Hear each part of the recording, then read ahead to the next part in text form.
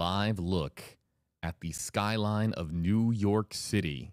And no, you don't have to adjust your screens, folks. This is a EarthCam live camera feed from Manhattan, showing there. If you look really closely, you can see the World Trade Center off on the horizon. But covering New York City right now is this orange haze coming from Canada and what has been described as what is perhaps the nation's worst wildfire season ever. JB here with you live in the WFLA Now Stream Center alongside Chief Meteorologist Jeff Baradelli. Jeff, this visual, we're going to go back to it here again, full screen. This visual is mind-blowing. Yeah. Well, first of all, I lived in New York City about half my life, and I've never seen anything. I've never seen anything like that. But I can't say I'm surprised, considering we have a lot of big fires, about 400 across Canada, about 240 are burning, out of control right now. And there's a lot of them in Quebec. And the airflow, meteorologically speaking, is really, really, really odd. We have a blocking pattern, so nothing's moving. And so the smoke normally would just move through and move on, but it's not doing that.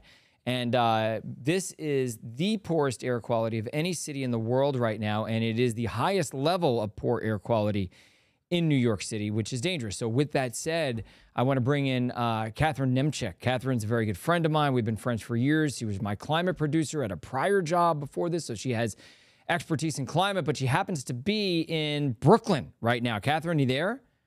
I am. Yeah, thanks for having me. Glad you can be here. So tell me, do you have your windows closed? I just went through the apartment and closed them all. Yeah, I saw the tweet about the air quality and I didn't want to take any chances. So describe what it's like. Now, you're in Brooklyn. I don't know what kind of view you have, but clearly this is not just smoke up high in the sky. Oftentimes we'll get smoke and it'll just be up high in the sky and above the buildings. This is down on the ground? Yeah, I mean, you can smell it drifting through the windows that, before I closed them. I was getting whiffs of fire. And it was just steadily throughout the day from the morning on, it just started getting darker and darker and until I had to turn the lights on inside the apartment. You know, what's interesting about this is Canada's worst fire season to date. A lot of the fires have been in Western Canada, Alberta. They had a tremendous drought there. And not only that, a really big heat dome that's set up across Canada. We have this huge meteorological blocking pattern, which is making Canada, a lot warmer than it should be. And, Canada's not used to being very, very warm, obviously. So, when there's an ignition, whether it's lightning or someone drops a match or whatever it is, when the ground is so dry, because they've been in a drought, especially in the central and western part of Canada, and the air temperatures have been so warm, again, mainly in central and western Canada, where a lot of the fires have been, this is the result. Now, this is happening in Quebec, which is in eastern Canada. So that's not even where the worst of the drought and dry conditions are. What we're seeing out of New York looks like the apocalypse right now on this camera that we're looking at. And, comparing it to what it looked like just a couple of days ago to what it looks like now, I mean, this is like a scene from a movie, Catherine. It is. I was just thinking back on San Francisco and seeing those orange skies. I can't believe it's happening here. Yeah, that you make a good point there. I mean, this has become commonplace in California, at least a couple to a few weeks per summer. We haven't quite gotten into our fire season, and actually California may actually not see a bad fire season because they got so much rain and snow over the winter. So hopefully, fingers are crossed that it won't be bad for California. But yeah, that's actually a really good point. I mean, you would have never expected to see this in New York City. The air quality is incredibly low. Hey, JB, there's some maps on my computer that I want to show folks. Let's show them what it looks like from space. This is the first thing's going to be a satellite from yesterday. Then I'll bring a satellite up from today. And JB, just so you know, it's on the traffic computer. Oh, okay. Yeah. Let's bring that up. Yep. And share that with folks here in the Stream Center alongside Chief Meteorologist Jeff Baradelli. I'm JB Buno, folks. This is a live view, by the way, again, of New York, New York. Yeah, Jeff, this is what you're talking about here on your screen. Yeah. So first of all, that's yesterday. It's not even today. It's gotten worse today, but you can see that plume of smoke making its way from Quebec across Vermont, New Hampshire, northern New York, and then right into New York City and Newark. So that is what it looked like yesterday. And I'm going to kind of zoom into this a little, and then we'll show essentially the satellite from today. There's the visible satellite from today. It's harder to see on this particular type of satellite, but you can see that counterclockwise flow around low pressure, which is located just east of Maine. And if you look close enough, you can see that milky sky making its way through Binghamton and Scranton and right into New York City. So the conditions are very hazardous. So this is a computer model which not only shows us what's happening now, but it forecasts what's going to be happening. You can see that low kind of sitting off of Halifax or around Halifax, kind of backing up towards Boston and just continually pouring all that smoke down from Canada. So this is air quality forecast. And if you look closely, if you see the purple, that's very unhealthy. And then you see that really dark shade of maroon, that's hazardous. This is the highest the scale goes. New York City right now is not 250. It's like 350. That's how bad it is in New York. And so we'll put this in motion and you'll see that that hazardous air is now making its way to the south. Things could improve a little bit as we head through tonight and into tomorrow as well. But I want to show you what it says for hazardous. It says, cancel outdoor events involving activities. Keep doors and windows closed. Avoid indoor sources of pollutants, smoking, candles. Basically, what they're saying is just do everything you can to keep yourself from getting some of that smoke inside. So that's a live look at New York City right now. It's our Earth Cam. And I assume that view is from Jersey City. Do we know where that view is coming from? Is that from Jersey City, JB? I don't have it pulled up, but it very well might be across the waterway there and in Jersey. But I mean, it is very difficult to make out. So I mean, these buildings are utterly massive, folks, and the fact that you really have to squint, Jeff, to see one of the biggest buildings on the East Coast, and that's the World Trade Center. Yeah. We've got some comments coming in and people who are acknowledging. I want to bring in some comments from the WFLA Facebook page. I'd like to bring in some comments as well from the WFLA JB Facebook page that I'm paying attention to. I know that we've got a lot of New Yorkers that are joining us on my Facebook page, because just like you, Jeff, I'm also from New York. Yep. Robin says, #KJB, I live in Eastern North Carolina, and it's even smoky here. Yep. I mean, that's unbelievable. I know. You know what? Let me show you. Go back to the traffic computer. Let me just show you why. It's an amazing pattern. I mean, look at that. So you look at the jet stream. You see the big high that extends way up into Canada. But at the same time, look at that big L over just to the east of New York. That's an upper level low. Look at the jet stream diving all the way from basically Greenland, literally from Greenland, straight down to northern Florida. This is an extraordinarily extreme, amplified weather pattern, which there's various reasons. One of the reasons is, in fact, climate change. We're losing way too much ice near the North Pole, and it's heating at 3 to 4 times the rate up there than it's heating in the rest of the mid-latitudes. And so it's causing this uneven heating, this difference between cold and warm. It's causing the jet stream to become weaker, and because it's weaker, it's more flappy, more wavy, the wavy jet stream. And that's one of the reasons this is happening. Also, we got El Nino forming, which is adding all this extra energy to the mix, and it's kind of piling on. This extra energy is piling on an already weird natural pattern and causing it to be even more extreme. So these extremes that we're seeing, and this is one of them, you cannot deny that this is an extreme for New York City to basically be invisible from New Jersey. It's a pretty crazy scenario. And I will just say one other thing, JB, and then we'll bring Catherine back into the mix, and also some viewer comments. With El Nino just being declared, it's about to be declared in the next couple of weeks, we are predicting a strong El Nino when ocean temperatures already before El Nino are way above record temperatures. The kind of extreme weather we're going to see around the globe over the next year is stuff that we have never, ever experienced before. The kind of stuff we're going to see. And it's going to happen all over the globe, not just in one particular place. And so this is just one extreme, right? Weird winds, weird fires in weird places, and that's the result. So I know, JB, you're going to have some comments. And Catherine, I want to bring you back into the conversation. So are you talking to friends and people who live in New York City about their experience right now? Yeah, I mean, I was sending out messages to, because I'm work in news, I'm paying pretty close attention to what's going on. So I was sending out warnings to my friends, like make sure you stay inside, close the windows.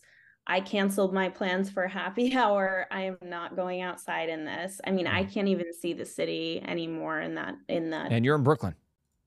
Yeah, Yeah. yeah. So you're only a couple miles, couple hill. You're probably a couple miles from the city, 2-3 miles, but as the crow flies, I imagine. Yeah. But I had a question for you actually. I mean, with this type of pollution in the air, are masks helpful? Well, I'm not a doctor. Yeah. But Sorry, but you on yeah, the no, spot. absolutely. No, absolutely. Yes, for sure. Particulate matter 2.5, PM 2.5. Folks, remember that because you'll see it in an article soon. Basically, that's the kind of particulates that we are measuring here when I showed you the air quality index and I showed you how New York City was in hazardous. There are masks that are made specifically for 2.5. So the masks you have for COVID, yes, they will work. The good ones, especially. So if you're really worried about it, use the mask you have left over from COVID. They will help you. Are they foolproof? No, they weren't foolproof for COVID either, but they help. That's great. Yeah. Thank you. Yeah. I'm actually glad you asked that question because I wouldn't have even thought of that. But it's a good point because if you think about it, before COVID, no one would have had masks in their house. Now everybody has masks in their house. Yeah.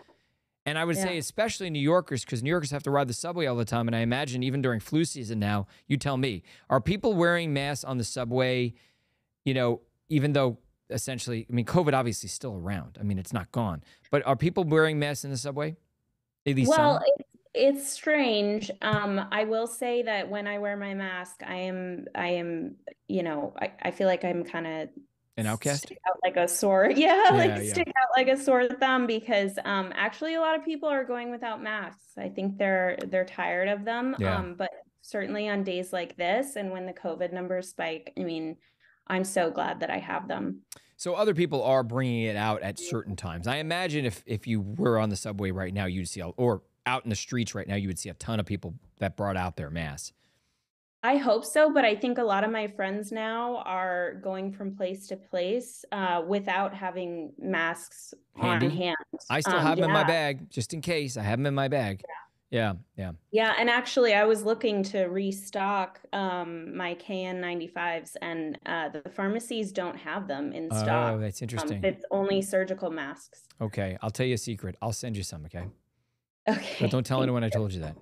Okay. It's absolutely wild. We got a lot of people joining us, and I'm going to bring up some comments here from some people that are joining us, including from Deanna here. Yeah, joining from Newark, New Jersey. She says you can't see anything outside. The sky is orange and glowing, coughing, eyes itching, bad. Smells like campfire outside too. So here's my thought, Jeff. My goodness. We're talking about this right now for New York and Newark, New Jersey, quite literally. And everybody, if you want to let us know what it's like where you are, you can use hashtag HeyJB or hashtag HeyJeff in our comment section. We'll try to bring it up. But I'm thinking about the people in Canada. I'm thinking about the people in New York, upstate New York right now. They're getting it too. I have friends in upstate New York, many of them. You and I know upstate New York well. Sure, I went to school there. Yeah, and I lived there earlier. I went to school in Albany. I used to live in Corning, New York. I went to Corning too. Yeah. So we know upstate New York well. That they have to be shrouded in this haze, or even worse. It moved through upstate New York before it moved through eastern Pennsylvania, before it moved through New Jersey, and now it's moving through New York City. This is the worst of it, but there's still plenty of smoke upstream that still has to move through. This is just the thickest amount of it right now. This is the worst. It'll probably get better in a few hours. Better is a relative term, though. It's not going to go away. It'll just be not quite as crazy. They played the Yankee game last night in the Bronx, and I couldn't believe it because there was. But this is a lot worse. This is way worse today. Catherine, how much of life has just been kind of shut down? Are people staying inside? Are they home from work? As far as just the impact on the routines for New Yorkers, what are you observing? Well, to be honest, I don't know because I haven't left my apartment. Right, exactly. I mean, I think that people are almost, it's almost like the pandemic all over again in a weird way. And try to get this smoke out of your clothing or your couches. I mean, it's gonna, your apartment's gonna smell like smoke for quite a while, and your clothes are gonna smell like smoke for quite a while. I'm not talking to you, Catherine. I'm talking to everyone. It's just the way, it's just the way smoke is. We get it down here. We have a smoke season down here in Florida. Although this year it wasn't bad. We get a fire season that's usually in the middle of spring, towards the end of spring too. And then, and if we get the right wind direction, smoke is very easy to smell. Very easy. I can smell fires that are 50, 100 miles away, and they're not even that big. So smoke is, as long as the smoke is staying on the ground, they're easy to smell. Comment here from Jamie saying, Jamie's watching from Louisville, Kentucky. We've also had this at times. You could smell it. We have this comment as well. Joining us from Central North Carolina is Carrie, who says it's hazy and you can smell it. And really, one thing that we haven't shown on this stream just yet, Jeff, and I'll bring this up if I can. This is the before and after on Twitter. Shout out to Vortex Weather on Twitter. I mean, it looks like from a Batman movie. It looks like a Batman movie for some reason. It looks straight out of Hollywood. Yeah, it does. I mean, absolutely wild. That's amazing. That's again, before and after, and I think, that's 6 hours. If I'm reading that right. Yep. 6 hours later. And so let's put this into perspective. It was smoky this morning. Right. So 6 hours ago, it was smoky on the left. Now it is just. But hard to believe on the right. What is causing that orange? It's just a thicker patch of smoke that has been brought. I mean, there was one area that had much thicker smoke. Why? Probably an inversion. So I'd have to look at the meteorological status of this, what it was like this morning up in upstate New York. Of course, I'm following the weather down here a lot more closely. But there was likely some reason why the smoke was more concentrated last night and this morning, and now it's just being blown downwind. It's just there's a bunch of fire. So again, if you're just joining us, there are over 400 fires burning across Canada right now. It's their worst fire season to date, that they've seen. 240 of those fires are burning out of control. I'd say a good chunk of them, maybe half, are located in Quebec. And Quebec is just to the north of Vermont, New Hampshire, and obviously all the Northeast. And the weather situation right now is such that there's a storm over Halifax and over Prince Edward Island, that area of Canada, and it is swirling in the smoke. And unfortunately, we have a very blocky weather pattern, like a big traffic jam in the atmosphere, and it just keeps pushing smoke over the same area over and over and over again. And although the smoke is going to thin out tonight and tomorrow, the thickest smoke is still going to be over the same areas of the Northeast, not going to move. Well, I was going to ask you, Jeff, I mean, how long can this type of thing sort of linger? Well, she wants to know. She wants to know because she wants to know what everyone else wants to know. When is this going to end for Catherine and everybody else? Well, I'll tell you what. While you guys talk, I'm going to look up specifically and give you a specific answer to that, okay? Because I haven't looked to see when this particular pattern is going to break beyond Friday. So let me see how long we're going to have to wait for this to happen, okay? In the meantime, Jen, folks, file in your hashtag HeyJB questions and comments, hashtag HeyJeff as well, and we can animate your comment on screen. And just by coincidence, our graphics are orange today. We have it in southeastern Wisconsin many days. Not nearly like that, but certainly hazy. Yeah, so this looks like something out of a Batman movie. I think that Jeff's description there is pretty accurate. Let me answer the question. So the low that's causing us just to the east of Maine right now, that's going to slide west. It's sliding west gradually through tomorrow. So what'll happen is there won't be a direct line of smoke from Quebec into New York City. It'll have to go around a circle, but it's still being advected into New York City during the day tomorrow. It's just not going to be a direct line. It's going to go west, then go, but it's still coming. Okay, then I'll go a little further into the future, and I'm in Saturday now.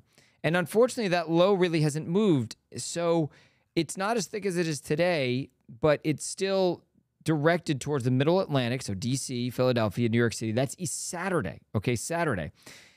And even on Sunday, we still have a north. Okay, so it looks like this will break on Sunday. It'll thin out before then, but there's going to be what is fairly thick smoke, not this end of the world type smoke. Right. So the fairly thick smoke, at times it'll get better, but through Saturday and then Sunday, that will be the day when this pattern breaks and the wind will switch to the southwest and start blowing that smoke out of there. So you're looking at another 3 days of what is discomfort. And I don't know that it'll ever be quite this thick again, but it will be thick enough to cause danger. Yeah. It looks dangerous. Does it, how, like mentally, Catherine, is making you uneasy looking outside and seeing this? This is very, it's apocalyptic. I mean, that's what it looks like. That does. Yeah, well, Jeff will tell you I have lots of anxieties, so that's not a good thing for somebody with not anxiety. healthy. Combination. You know, one thing, and I would say that most of New Yorkers tend to have a lot of anxiety, so I really feel for them right now. That's true. I'm thinking about Woody Allen right now. I'm thinking about yes, because he's the kind of right, that kind of personality, lots of anxiety, at least in his movies. So what I was going to say is. And now I don't remember. Oh, this is something that folks won't know. About 8 million people per year die of pollution. About 8 million people around the globe die of pollution. So pollution is deadly. A lot of it's indoor pollution. But how much of that is the United States, though? It's mostly it's mostly not here. It's mostly in Asia and other countries where pollution like this is more of the norm. Right. Although things have gotten better, China's not quite as bad. So that's one thing that happened in China, right? China had horrible pollution almost like this on a daily basis. It wasn't quite this bad. And they have started to switch their energy system away from coal. They still have plenty of coal, but starting to slowly switch away from that and moving fast into energy like solar and wind and stuff like that, and that's alleviating their pollution. They needed to do it. It was to the point where residents could barely live and function. So things are getting a little better there. And overall, the pollution in the U.S. has gotten a lot better since the Clean Air Act back in the 1970s. So we rarely see stuff like this. But actually, this fire situation we've seen over the past decade, and especially over the past 5-6 years, has caused a decrease in our air quality. It had been improving for decades because of the Clean Air Act, and all of a sudden now it's going backwards. And a lot of that is due to the smoke that we're seeing from fires.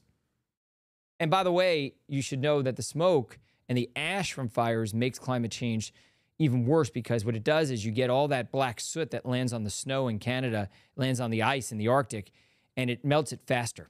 So soot from wildfires actually expedites the climate change process because it melts ice even faster. If you think about it, if you're wearing a black shirt, it absorbs more heat, right?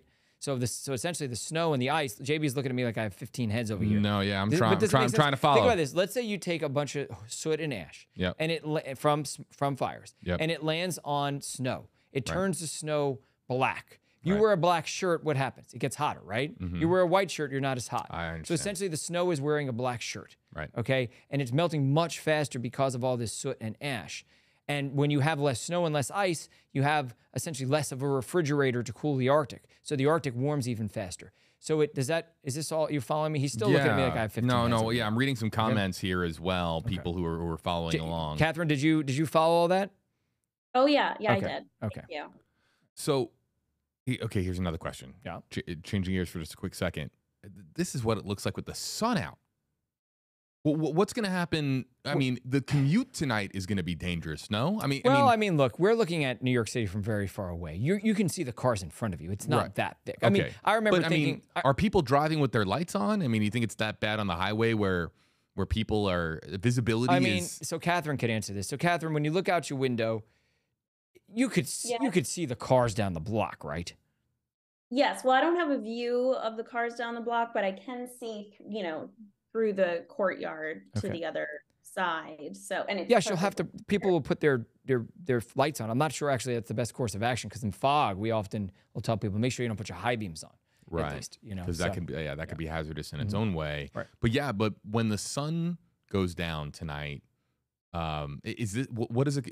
It's just going to look even more eerie. Actually, you know what? Again, sorry, you keep asking meteorological questions, so I'm going to answer them now. No, that's fine. Typically, you're much better off during the day in a situation like this. It gets worse at night. I'll tell you why. Right. As the air cools down, cool air sinks, right? So we know that warm air rises, cool air sinks. So during the day, the air is very mixed because the air is rising. So you end up with, it's warmer. It's warmer during the day. So the air rises and it mixes up and down. So the stuff that's up top mixes down.